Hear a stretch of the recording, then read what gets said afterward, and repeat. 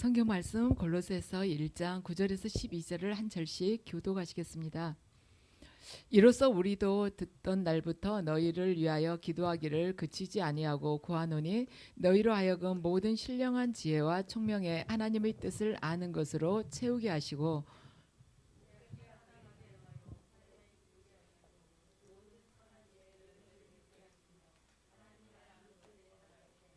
함께 읽으시겠습니다. 그의 영광의 힘을 따라 모든 능력으로 능하게 하시며 기쁨으로 모든 견딘과 오래 참음에 이르게 하시고 우리로 하여금 빛 가운데서 성도의 기업의 부분을 얻기에 합당하게 하신 아버지께 감사하게 하시기를 원하노라. 아멘. 주님께서 허락하신 보혈의 은혜를 받으시겠습니다.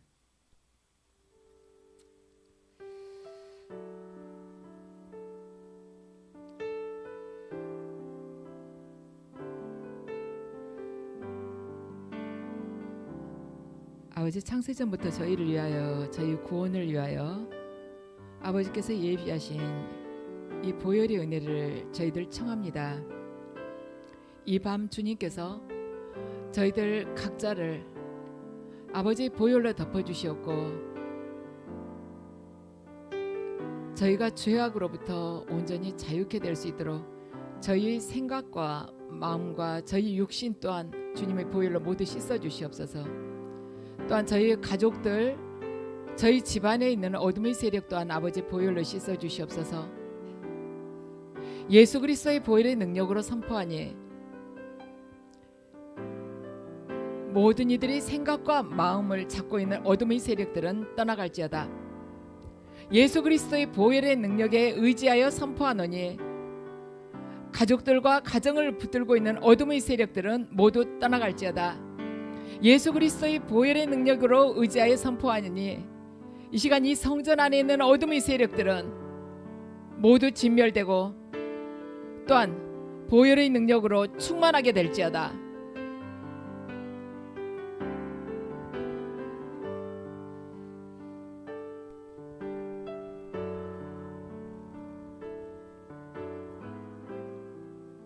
아멘. 이 시간에는 하나님을 아는 지식에 대해서 말씀을 전하겠습니다. 오늘 본문을 보면 바울은요, 하나님을 아는 것에 자라기를 원한다고 그렇게 말씀을 전하고 있습니다. 우리는 보통 때 이렇게 성경을 보면서요, 하나님을 아는 지식에서 자라기를 원한다 이런 말을 자주 듣는데 이 아는 지식이라는 게 뭘까? 굉장히 추상적이죠. 아는 지식, 도대체 어떻게 해석을 해야지 우리가 이걸 알아갈 수가 있을까? 그런데 하나님을 아는 지식, 하나님의 뜻을 아는 지식은 우리가 이제 아무리 성경적 지식이 없다 할지라도 세상적인 지식은 아니구나. 뭔가 특별한 지식을 의미하겠구나. 하나님을 아는 지식이란. 그러면 도대체 그 하나님을 아는 지식이 무엇일까? 그 하나님을 아는 지식이 믿음하고 어떤 관계가 있길래 성경에서는 그렇게 자주 언급하는 것일까? 믿음 생활하면서 우리는요, 믿음이 점점 자라게 되면은 하나님 뜻을 잘 알 수 있게 된다고 생각을 합니다. 신앙생활 열심히 하는 사람 보면, 교회 생활 잘하는 사람 보면 하나님 뜻을 저 사람은 잘 알겠지 하고 생각을 합니다. 그런데 꼭 그것만은 아니라는 것입니다. 우리가 아는 것처럼 하나님의 뜻을 알기가 그렇게 쉽던가, 간절히 기도하면 하나님 뜻을 그냥 쉽게 알아지던가 아니라는 것이죠. 그래서 우리는 목사님들은 믿음이 더 좋으니까 하나님 뜻을 더 잘 알겠지 하고 하나님 뜻이 무엇일까요? 하고 물어보는 경우들이 있습니다. 그런 경우에 우리는 과거에 그런 경험들이 많죠. 예언자나 아니면 목사님한테 이러이러하게 하려고 하는데 하나님 뜻이 무엇일까요? 말하자면 이 사람하고 누구하고 이렇게 말하자면 만남을 가졌다, 결혼하기 위해서는. 그러면 한 두세 사람 이렇게 이름을 알아가지고 이 사람하고 하면 결혼하면 좋을까요? 이 사람하고 어떤 사람하고 하면 좋을까요? 지금 직장을 이리 가면 좋을까요? 저리 가면 좋을까요? 제가 어떤 장사를 시작을 하면 좋을까요? 제 아들이, 제 딸이 대학을 가는데 전공을 이걸 시킬까요? 저걸 시킬까요? 이렇게 하나님 뜻을 물어보는 경우들이 있었습니다. 그래서 그 경우는 하나님의 뜻에 대해서 묻는 것이 아니라 하나님 뜻이 무엇인가 이걸 묻고 있다는 것입니다. 하나님의 뜻에 대해서 그걸 묻는 것이 아니에요. 이거 하나님 뜻이 뭐예요? 직장 지금 옮길까 말까요? 저쪽으로 이사 갈까 말까요? 제가 어제 집을 보고 왔는데 그 집으로 들어갈까요 말까요? 계약할까요 말까요? 이렇게 물어보는 경우들이 있죠. 그런데 이게 이제 말하자면 문제가 뭐냐면 우리가 냉정하게 보면은요, 많은 경우에 하나님의 뜻이 무엇일까 하고 묻는 그러한 마음의 중심 속에 뭐가 들어있냐면 기복적인 신앙이 들어있다는 것입니다. 그래서 하나님 뜻이 무엇일까요?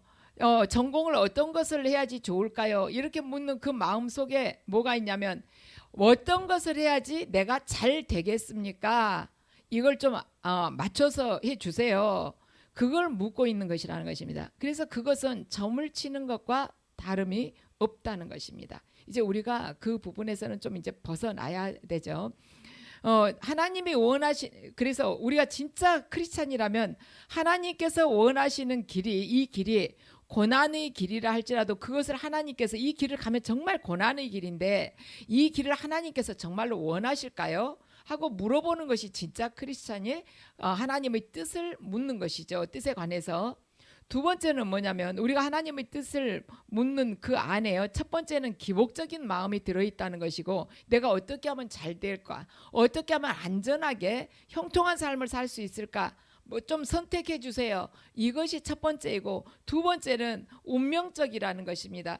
그래서 다 하나님께서 이미 다 정해놓으신 길이 있는데 그 길로 만약에 가지 않을 경우에 나에게 있어서 어떠한 굉장히 흉한 일이 닥치지 않을까, 굉장히 힘든 일들, 내가 고통으로 들어서는 것이 아닐까, 그게 우리 안에 좀 있다는 것입니다. 그래서 하나님께서 이미 정해 놓으셨을 그 길을 내가 가고 싶다는 것이죠. 그럴 때 하나님께서 다 보호해 주시지 않겠느냐, 이런 마음이 밑바탕에 깔려 있는 것입니다. 근데 우리는 하루하루 살아가면서 내가 발걸음 옮길 때마다 하나님 뜻이 뭐예요? 이 다음에는 하나님 뜻이 뭐예요? 이렇게 물어보고 살기가 어렵다는 것이죠. 그래서 그렇게 살기도 어렵고 사실은 불가능한 것이죠. 그런데 우리가 믿음 생활하다가 어떤 경우가 있냐면 굉장히 어려운 일을 닥친 경우가 있어요. 그랬을 때 내가 그 시간에 거기에 가지 않았더라면 이런 생각할 수 있죠. 내가 교통사고가 났어요. 하고 차가 이제 확 부서졌습니다. 그럴 경우에 내가 그 시간에 정말 1분만 비켜갔더라도 조금만 내가 집에서 느리지 않고 조금만 더 일찍 나갔더라면 내가 그 시간에 사고 안 났을 수 있는데, 아니면 조금만 늦게 나갔더라면 좋았을 걸. 내가 그날 놀러 가지 않고 그날 그 예배를 차라리 참석했으면 좋았을 걸. 저도 저희 아이가 딱 저렇게 아프고 보니까 외국을 다녀오고 나서 여름방학 끝날 무렵에 와서 방학 숙제한다고 밤을 새워서 방학 숙제를 했는데 그러고 나서 바로 아팠거든요. 그래서 제가 그 후로 계속 수백 번 생각했던 것이 그때 외국을 안 갔더라면 좋았을 걸. 가서 시차 적응도 안 됐는데 와서 밤새워서 숙제한다는 거에 너무 무리가 갔을까. 그때 안 갔으면 좋을 걸. 그 생각을 수도 없이 많이 했습니다.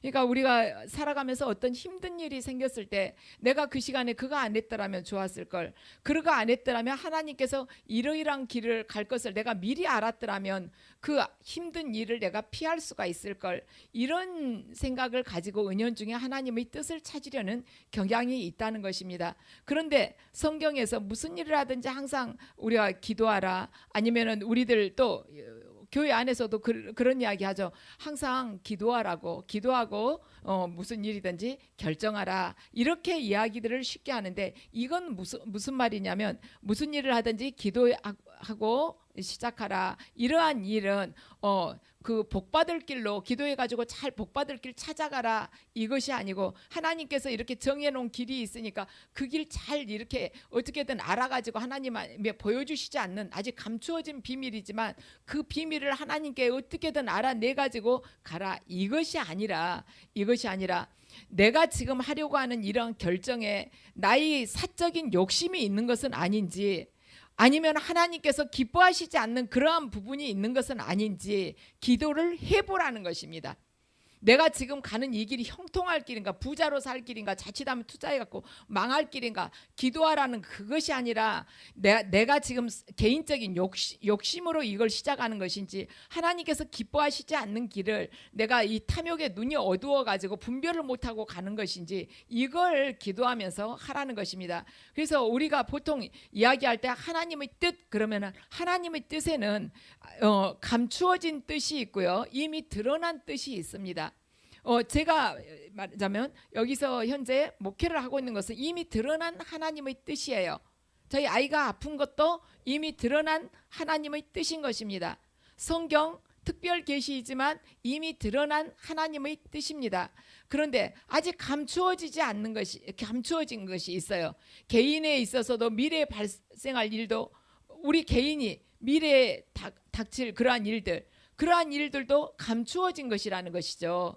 그런데 하나님께서 지금 감추어 놓으신 것을 우리가 억지로 막 이렇게 끌어내 가지고 막 애걸복걸 해가지고 그렇게 하라는 것이 하나님을 아는 지식에 이른다는 그러한 말이 아니라는 것입니다. 우리는요, 내일 무슨 일이 일어날지, 한 달 후에 무슨 일이 일어날지 아무도 모르는 것입니다. 왜냐하면 그것은 감추어진 하나님의 뜻이기 때문입니다. 우리 생각에는 하나님하고 친하게 지내면 다 가르쳐 주시겠지. 그러죠. 친구들도 좀 친하게 지내면 비밀 이야기 하지 않습니까? 아무한테도 말하지 마. 혼자만 알고 있어. 꼭 비밀이야. 이렇게 이야기해 주면 정말 우리 그런 이야기 때문에 기분이 좋잖아요. 이 사람이 아무한테도 하지 않는 말을 나한테 해주거나 이렇게 기분이 좋을 수 있잖아요. 물론 인간관계 안에서 친하면은 그런 이야기 할 수 있습니다. 하나님 또한 그 특별한 때에 꼭 필요하면은 어느 선지자나 아니면 어떤 사람을 도구로 해서 그런 말씀을 하실 수 있어요. 그런데 보편적으로 다 그러신다는 건 아니라는 것입니다. 그래서 우리가 생각했을 때 여기서 바울이요, 지혜와 총명의 하나님의 뜻을 알아가는 것으로, 아는 것으로 채워달라. 자, 함께 읽어보죠. 이로써 우리도 듣던 날부터 너희를 위하여 기도하기를 그치지 아니하고 구하노니 너희로 하여금 모든 신령한 지혜와 총명에 하나님의 뜻을 아는 것으로 채우게 하시고. 아멘. 저는 제가 사실 그대로 탁 터놓고 이야기를 드리자면, 이 말씀을 예전에는 지혜와 총명의 하나님의 뜻을 아는 것으로 채우게 하시고, 이것을 그 레마로 받은 예언으로 사실은 생각을 했었습니다. 그래서 신령한 지혜와 총명, 이것은 하나님께서 개인에게 주시는 어떠한 음성, 그렇게 생각을 했어요. 그러한 걸로 채워달라. 그렇게 해서 하나님의 뜻을 이렇게 받아가지고 아는 것으로 채워달라, 이렇게 제가 생각을 했었는데 그것이 아니라는 것을 훗날 알게 되었습니다.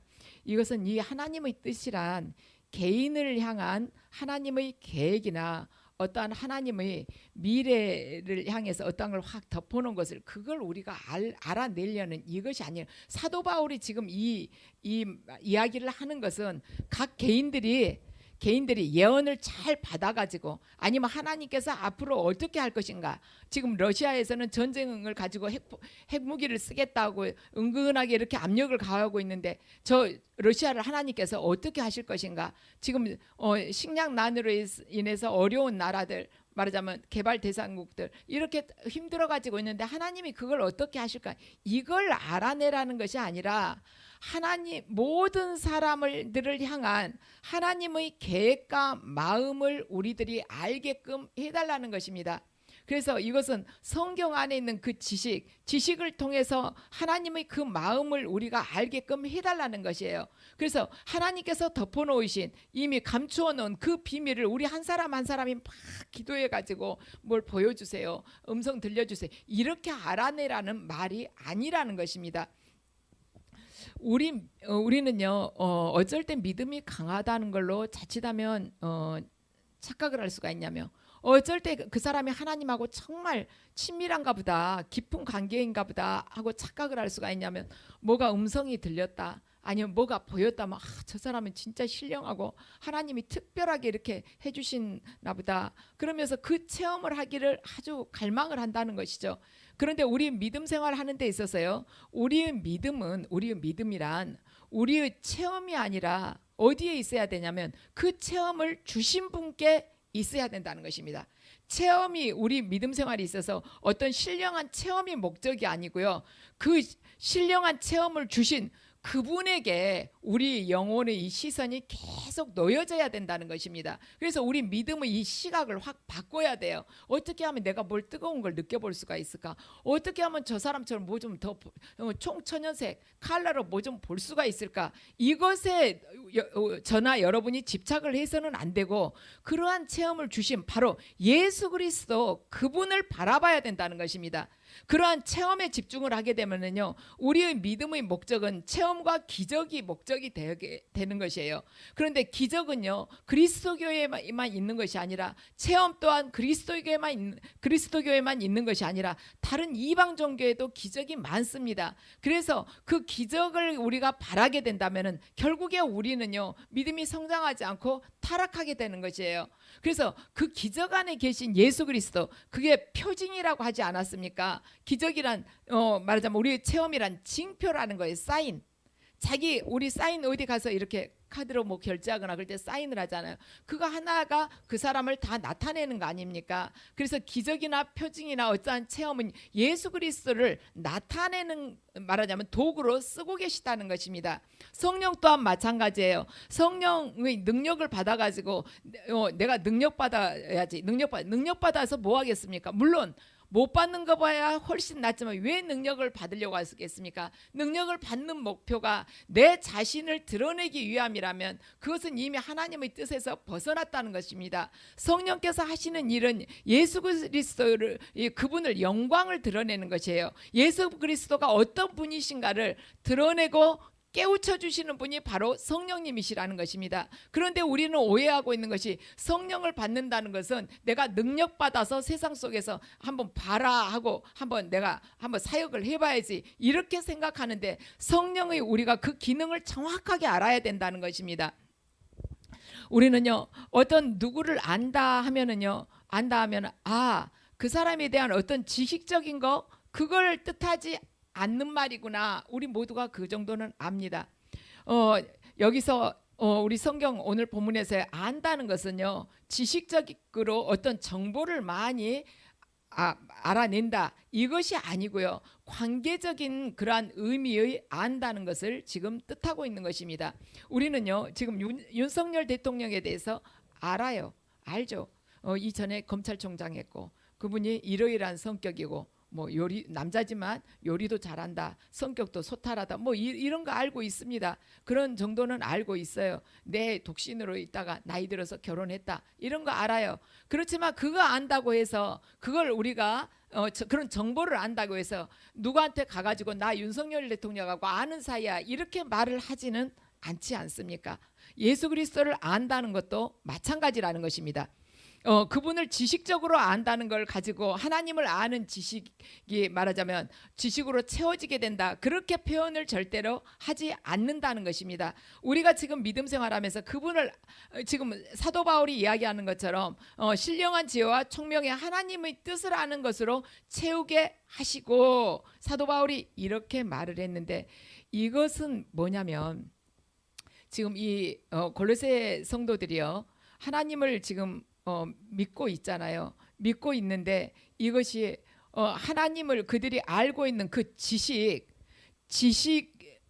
지식을 가지고 그대로 살아간다는 것을 의미하고 있는 것이다. 그 지식을 바탕으로 해서 하나님을 아는, 하나님이 무엇을 나에게 원하시는 거, 하나님이 나에게 어떤 분이신가를 알았으면 그걸 통해서 살아가는 것, 그걸 지금 의미하고 있다는 것입니다. 말하자면 예수 그리스도에 대해서 이야기를 하자면, 지금 이 세상 속에서 예수 그리스도에 대해서 우리가 알아보려고 하면 인터넷에 수도 없이 많이 있어요. 우리 딱 10분만 검색을 해보면은요, 엄청나게 많은 정보를 인터넷을 통해서 얻을 수가 있습니다. 그런데 성경에서 말하는 우리가 예수 그리스도를 안다는 것은요, 그 지식적으로 그러한 정보가 아니라는 것입니다. 성경에서 우리가 예수 그리스도를 안다, 하나님을 안다는 것은 어떠한 고백을 하기를 원하냐면 하나님께서는 저를 사랑하십니다. 예수 그리스도께서 우리의 죄의 대속을 위해서 그분께서 십자가상에서 죽으셨고 그분으로 인해서 우리 모든 죄가 용서받았습니다. 우리는 그분으로, 예수 그리스도 그분으로 인해서 사망에서 생명으로 옮겨졌습니다. 그분께서는 우리들의 영원한 처소를 예배하시기 위해서 하늘에 승천해서 올라가셨고 우리에게 또한 성령을 보내주셨습니다. 그분은 끝까지 우리와 함께 동행하실 것이며 우리를 가장 선한 길로 인도해 주시는 그러한 분이십니다. 이러한 것이 안다는 거예요. 예수 그리스도께서 어디서 태어나고 몇 살에 죽으셨고 이것이 아니라는 것입니다. 그래서 지금 사도 바울이 9절에서 너희로 하여금 모든 신령한 지혜와 총명의 하나님의 뜻을 아는 것으로 채우게 하시고, 이 말은 바로 이 인격적인 이 하나님께서 저를 사랑하십니다. 저는 하나님을 대적하면서 살았지만 하나님께서 저를 사랑하시고 저 하나님께서 이미 택하셔가지고 저를 불러주시고 이렇게 죄를 용서해 주시고 새로운 피조물이 되게 해주셨습니다. 그분은 저에게 있어서 참 생명이신 분이십니다. 이 고백을 하라는 것입니다. 정말 알면 그 고백을 하라는 거예요. 성경에서 안다는 것은 예언을 받아가지고 뭐 이리 이사 가세요 저리 이사 가세요, 그것이 하나님의 뜻을 아는 것이 아니라는 것입니다. 그래서 우리가 이제는 좀 더 성숙한 믿음으로 올라가기를 하나님께서는 원하십니다. 바로 여기 성경을 보면요, 욥의 친구들이 욥을 찾아와 가지고 막 욥에게 하나님에 대해서 가르치려고 그러죠. 그러면서 이러이러하다, 너 회개해라, 네가 죄 때문에 그러지, 하나님이 너가 지금까지 말하자면 잘 살기는 했지만 너 지금 하나님이 이렇게 다 무너뜨리는 것은 바로 죄 때문이 아니냐, 네 숨겨놓은 죄 있지, 너 그거 회개해라, 이렇게 막 이야기를 하는 것이죠. 그러면서 하나님은 이런 분이야, 하나님이 이러는데 네가 너 스스로가 의롭다고 생각했지, 이렇게 이야기를 하죠. 그런데 하나님께서 뭐라고 그러시냐면 너희들은 입만 열면 나를 가리켜서 말을 하구나, 너희들은 지식적으로 나를 알고 있구나. 하나님께서 바로 그거예요. 그래서 이 세 친구들은 입만 열면 하나님에 대해서 막 설교를 해왔다는 것입니다. 그러면서 욥을 데리고 하나님에 대해서 가르치려고 하는 것이에요. 지식으로 가르치려고 하는 것입니다. 그래서 하나님께서 너희들 입만 열면 나에 대해서 말하구나. 그렇지만 내 종 욥은 나를 향해서 내게 직접 진심으로 토로하면서 그냥 속에 있는 말을 하는 그런 자이다. 인격적으로 나와 아는 관계에 있는 자이다. 너희들은 입술로만 나를 안다고 떠들지 욥은 그게 아니야. 그래서 우리가 어디 가서든지 하나님에 대해서 너무 아는 척을 하는 것은 조금 조심을 할 필요가 있습니다. 지옥에 가면 제일로 흔한 직종이, 이 세상에서 제일 흔한 직종이 목사라고 합니다. 천국에 가면 목사가 제일 드물대요. 강대상에서 아는 소리 엄청 하고 뭐 자기가 했던 말대로 안 지키니까 천국에 가기가 어렵겠죠. 그러니까 저같이 이렇게 여기 나와서 말하는 이런 사람들이 천국을 제일 가기가 힘들답니다. 하나님께서는 우리가 그분을 인격적으로 만나서 그 인격적인 그 하나님에 대한 고백, 그 삶을 살아가기를 원하신다는 것입니다. 그래서 너희들이 나에 대해서 말만 해봐야 뭐하냐. 욥은 지금 하나님께 따지고 막 하나님 나에게 좀 보여주세요, 나타나 주세요. 하지만은 너희들은 말로는 떠들어도 너희들 심령은 세상을 향해 갖고 있지 않냐. 너희들 안에 무슨 믿음이 있다고 하겠냐. 제가 며칠 전에 어떤 분하고 통화를 했는데 이분은 하나님을 정말 바로 가까이 정말 아버지로 생각을 하구나. 제가 그걸 딱 느껴 한편으로는 부럽기도 했어요.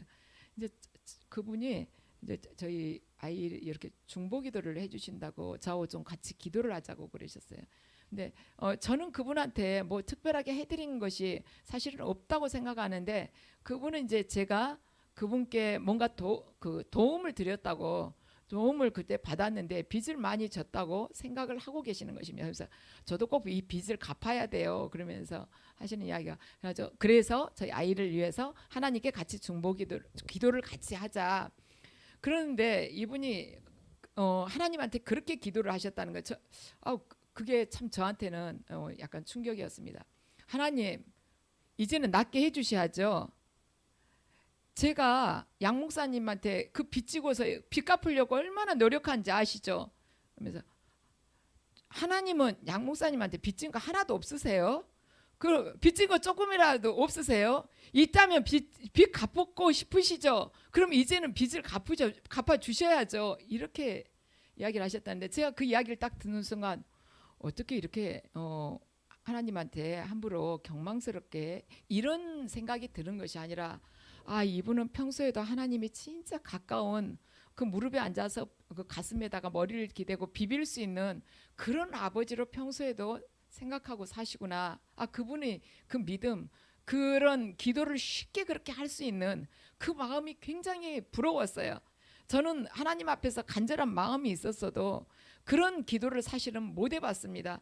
그냥 항상 두렵고, 그러니까 속에 경외심이 물론 바탕에 깔려 있지만 하나님한테 그렇게 가서 막 털썩 주저앉아가지고 하나님도 빚 좀 갚으세요, 이렇게를 제가 못 해봤다는 것입니다. 그래서 이분 정말 하나님하고 깊이 이렇게 깊은 관계이시구나, 그런 생각이 좀 들었습니다. 그냥 이렇게 글로만 옮기고 보면, 글로 옮겨서 써놓고 보면은 굉장히 불경스럽게 들리네, 그럴 수 있지만 이렇게 전화로 이야기를 하면서 그 이야기를 듣는데 이런 부분을 나도 좀 이렇게 닮을 수가 있다면, 그런 생각을 좀 해봤어요. 하나님께서는 우리가 얼마나 그분에 대해서 지식적으로 많은 정보를 가지고 있느냐 보다는 하나님은 저에게 이런 분입니다, 하나님은 저를 향해서 이런 은혜를 저에게 베풀어 주셨어요.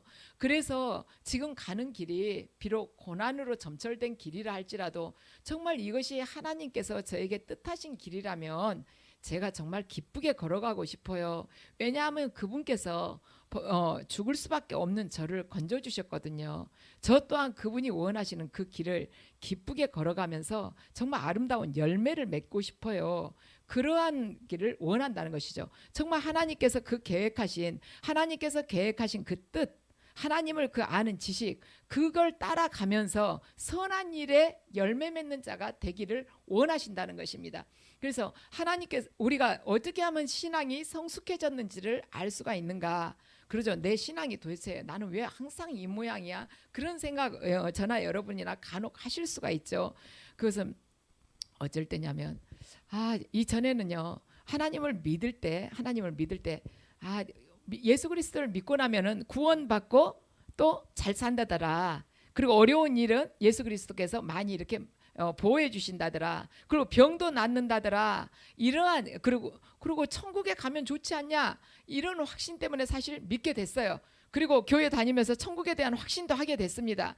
그렇지만 거기에서 믿음이 머무는 것이 아니라 진짜 성숙된 믿음이라는 것은 그 믿음으로 나로 하여금 정말 희생을 하도록 하고 많은 것을 포기하도록 하고 환난과 고난 가운데 그 믿음으로 인해서 내가 걸어가게 된다 할지라도 그것을 이제는 기뻐하고, 옛날 같으면 믿음이 어린애였을 때는 하나님 원망하고 하나님께 실망하고 하나님한테 내가 상처받았다고 이렇게 말할 사람이지만 이제는 고난과 희생이 주어진다 할지라도 그 길을 내가 기뻐한다는 것입니다. 그리고 그 길을 기뻐하면서 걸어가면서 그 길 안에서 희생하고 주님 정말 기뻐하신다면 저 또한 제 영혼이 기뻐 약동합니다, 이런 고백을 하는 자, 그 자가 성숙된 믿음을 가진 자라는 것입니다. 그 자가 하나님을 아는 지식에서 날로 채워지는 자고 넘쳐나는 자라는 것입니다.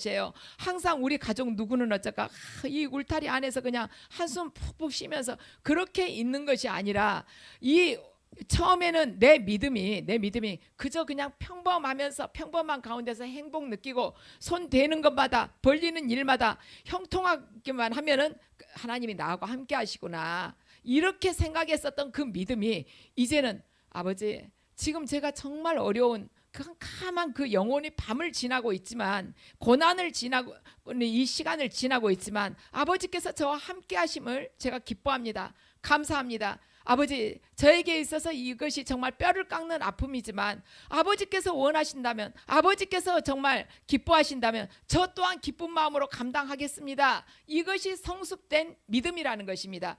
그래서 우리는 예수 그리스도 입으로만, 요보의 세 친구들처럼 입으로만 말할 것이 아니라 이제는 말하자면 교회에서만 하나님 하나님 할 것이 아니라 입으로만 떠들 것이 아니라 이제는 내가 가는 곳마다 하나님의 그 함께 하심을 느끼는 것, 하나님께서 나와 동행하는 것, 가정에서도 하나님께서 함께 하시고 직장에 가서도 하나님께서 원하시는 그 뜻을 바라보면서 하나님께서 원하시는 그 길을 걸어가는 것.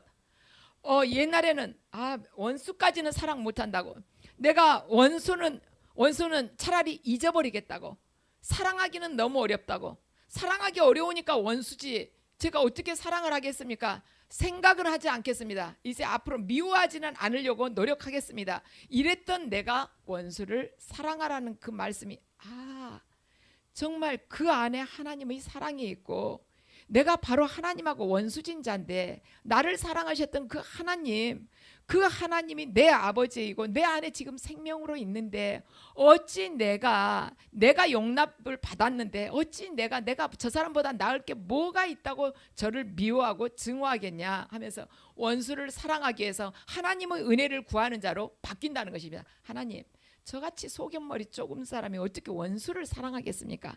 당신이 사랑을 저에게 부어주시지 않으면 저 사람 무슨 수로 사랑합니까? 저 사람 절대요 안 돼요 하고 생각했지만 하나님께서 저를 도와주시면 넉넉하게 할 수 있습니다 하고 고백하는 자를 하나님께서 원하신다는 것입니다. 예전에는요, 감사할 것이 있어야지 감사하죠. 제가 처음에 이 길에 들어섰을 때 하나님께서 저에게 말씀을 주시기도 하고 다른 사람을 통해서도 말씀을 주셨어요. 감사하라고, 범사에 감사하라고. 전 정말 그 말을 듣는 화가 났습니다. 도대체 뭘 보고 감사라는 거냐고. 정말 제가 이렇게 하면은 참 성질도 못돼 먹었다고 하겠지만 상을 확 엎고 싶은 거예요. 지금 이 상황에서 감사할 건지가 하나라도 있어야지 감사를 하지, 지금 마음에도 없는 소리 감사를 하라는 거냐고. 그렇게 위선적인 건 나 싫다고, 싫으면 싫고 좋으면 좋다는 거지 어떻게 속으로는 감사하지 않으면서 겉으로 감사한 척을 어떻게 하냐고. 제가 그때는 그런 이야기를 해서 참 그 시간이 뭐 몇 달이 아니라 사실은 몇 년을 갔어요. 감사를 못 하겠더라고요. 날마다 힘이 드니까. 감사를 하려면 웃으면서 해야 되는데 힘든데 찡그리면서 어떻게 감사를 합니까? 제가 그랬었습니다. 그렇지만 지금은 그 시간 정말 하나님한테 화내고 오해하고 막 의심하고 그랬던 시간도 하나님께서 저를 버리시지 않고 여기까지 참고 와주신 거 너무나도 감사한 것입니다. 그리고 하나님 그분만이 영원하시구나, 그분만이 내 전부이시구나 하는 것을 깨닫게 해주시고, 우리 성도님이나 또 저희 가족을 또한 그 고지를 향해서 이렇게 인도할 수 있도록 깨닫게 해주신 하나님이 그렇게 감사할 수가 없는 거예요. 그래서 모든 것이 감사하구나, 지금은 그렇게 제가 깨달아가고 있습니다. 우리들이 그 하나님 뜻에 관한 지식이 우리 안에서 채워지기를 원한다고 지금 사도 바울은 이야기를 하고 있는데, 이것은 이미 알고, 우리는 성경을 통해서 이미 하나님의 뜻을 알고 있어요. 하나님의 계획하심을 다 알고 있습니다. 그것들이 하나님의 뜻과 하나님께서 이미 계획하심, 그러한 것들을 그 아는 지식이 내 마음속에서, 우리들 각자의 심령 속에서 깊고 넓게 자리 잡아가는 것, 이것이 바로 성숙한 믿음이라는 것입니다. 하나님을 아는 지식으로 날로 채워지기를 원한다고 사도 바울이 말하지 않았습니까? 바로 그거예요. 하나님께서 우리에게 주신 이 말씀이 내 안에서 깊고 넓게 확장되어 가면서 그 삶을 살아가는 자, 그 자가 바로 성숙된 믿음을 소유한 자라는 것입니다. 그래서 우리 살아가면서 하나님께서 우리를 인격적으로 많이 만나 주십니다. 그렇지만 그 체험에 우리가 목적을 둘 것이 아니라 그 체험을 주신 예수 그리스도, 그분을 향해서 바라보고 갈 때 우리의 믿음은요 절대 넘어지지 않을 것입니다. 고꾸라지지 않을 거예요. 실족하지 않을 것입니다. 성숙한 삶이란 것은 뭐냐면 무의식적으로 살아가는 어린아이와 같은 삶인 것입니다. 우리가 하나님께 이제 온전하게 완전하게 우리들 각자를 하나님께 내 영혼육, 내 삶을 다 드려버리면은요, 내가 지금 하나님을 통해서 내가 쓰임 받고 있다 그 생각도 하지 않게 됩니다. 왜냐하면 내 영혼까지 드렸기 때문에 그 영혼의 소유자가 하나님인데 내가 어디서 내 자아가 살아서 내가 지금 쓰임 받고 있다고 그 생각을 하겠습니까? 그래서 우리들 성도란 무엇이냐면 의식적으로 성도가 되려고 노력을 하는 자가 아니라, 성도가 되려고 노력을 하는 자가 성도가 되는 것이 아니라, 하나님을 의식적으로 우리가 계속 의지를 하다 보면, 의식적으로 하나님을 계속 의지하다가 보면 어느 날 내가 성도가 되어 있다는 것입니다. 그래서 우리는 각자가 지금 사도 바울이 그랬죠. 지혜와 총명의 하나님, 모든 신령한 지혜와 총명은 하나님의 뜻을 아는 것으로 채우게 하시고 주께 합당하게 행하여 범사에 기쁘시게 하고 모든 선한 일에 열매를 맺게 하시며 하나님을 아는 것에 자라게 하시고, 하나님을 아는 것에 자라게 하시고 바로 성숙된 믿음을 갖게 하시고, 성숙된 믿음을 갖게 하시면서 으로 인해서 선한 열매가 우리들 각자를 통해서 이렇게 열매를 맺게 해달라고 그렇게 이야기를 하죠. 그래서 이 신령한 지혜와 총명의 하나님의 뜻을 알게 해달라고 그러는데, 이것은 우리들이 생각을 이제는 사고 구조를 바꿔야 된다는 것입니다. 어떤 음성이나 환상을 봐서 그걸 통해서 지혜와 총명이 우리가 알아지는 것이 아니라 그것도 언뜻 알아지는 것이죠. 근데 하나님께서 주신 이 말씀에 비하면 정말 물 한 방울만 또 못하는 것입니다. 우리는 그러한 체험을 가지고 어디 가서 자랑하고 그럴 것이 전혀 못 돼요. 훗날 내가 지금 뭐 이러이러했다고 자랑하면 훗날 나에게 남는 것은 부끄러움밖에 없다는 것입니다. 자, 하나님께서 주신 이 말씀을 우리가요 계속해서 이 영혼육으로 살아가면서 하나님께 의지하면서 오직 하나님만 의식을 하고 살아갈 때 이 신령한 이 말씀이 우리 안에 계속 채워지게 되는 것입니다. 그래서 그때는 우리가 의식적으로 말씀에 순종해야지 이렇게 하지 않아도요, 그 말씀에 이미 우리가 사로잡힌 바가 되었기 때문에 무의식적으로도 이제 말씀에 사로잡힌 자가 되어서 어린아이처럼 그냥 따라가는 것이기 때문에 그 말씀이 우리들을 끌고 간다는 것입니다. 그가 바로 성도라는 것입니다. 그래서 오늘 하나님을 아는 지식에 대해서 여러분들에게 말씀을 전했는데요, 그 아는 지식 그 자체가 그분을 인격적으로 알고 그분께서 내게 주신 이 말씀이 내 삶을 통해서 선한 열매를 맺어서 드러나게 되는 것, 그게 바로 하나님을 아는 지식 안에서 충만하게 살아가는 자라는 것입니다. 그래서 저와 여러분 모두가 신령하다고 해서 그 헛된 것 그걸 추구하려고 할 것이 아니라, 그 헛된 체험만을 중심으로 나아가려고 할 것이 아니라, 그 체험을 우리들에게 허락하신, 체험을 주신 예수 그리스도를 아는 지식이 우리 안에서 채워질 때 우리의 이 삶을 통해서 반드시 선한 열매가 세상 속에 드러나는 것입니다.